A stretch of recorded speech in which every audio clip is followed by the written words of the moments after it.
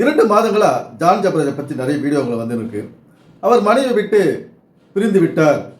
ரீமா ஷெர்லினை விட்டு அவர் பிரிந்து விட்டார். அது இப்போ அவர் தமிழ்நாட்டை விட்டு போயிட்டார். தமிழ்நாட்டை விட்டு இப்போ ஆந்திரா, பஞ்சாப், ஸ்ரீலங்கா இப்படி பண்ணுற ஊர்களுக்கு போயிடுறாரு. தமிழ்நாட்டில் என்னை யாரும் மதிக்க மாட்டானுங்க, ரொம்ப கேவலமாக பேசுகிறானுங்க, நான் என்னுடைய குடும்பத்தை பிரிஞ்சுட்டு நான் போய் கர்த்தருக்காக ஊழியம் பண்ண போகிறேன், பாட்டு பாடி அவரை நான் மகிமைப்படுத்த போகிறேன் அப்படின்னு போயிட்டார். இப்போ பிரிந்த குடும்பம் என்ன ஆகுது?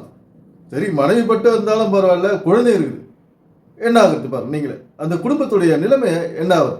எவ்வளோ துக்கமான ஒரு விஷயம். அதாவது கணவன் இருந்து மறிச்சிட்டா பரவாயில்ல, ஒரே மொத்தமாக மரணம் அடைஞ்சிட்டா கொஞ்ச நாள் துக்கத்தில் நம்ம வாழ்ந்துட்டு அப்புறம் அதை மறந்துடலாம். ஓரளவுக்கு கொஞ்சம் கொஞ்சமாக மறந்துடலாம்.